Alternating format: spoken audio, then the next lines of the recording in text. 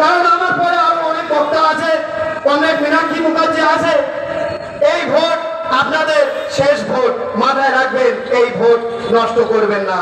যেমন পঞ্চায়েত ইলেকশনের যেমন একটি ভোট যেমন গুরুত্বপূর্ণ, লোকসভা যেমন গুরুত্বপূর্ণ, যেমন বিধানসভা যেমন গুরুত্বপূর্ণ, মাথায় রাখবেন পঞ্চায়েত ইলেকশনে ভোটও দিতে পারবেন না, বিধানসভারও ভোট দিতে পারবেন না।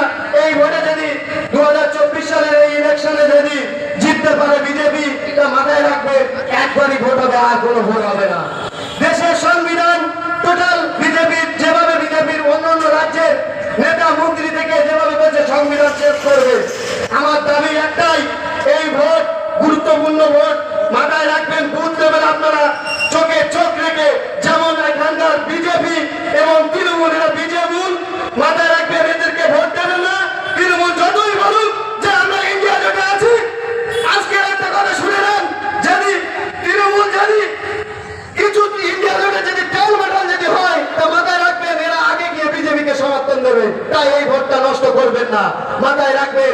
নিরাপদ সরকারকে বসিরহাট লোকসভা কেন্দ্র থেকে ব্যাপক ভোটে লিড দিতে হবে।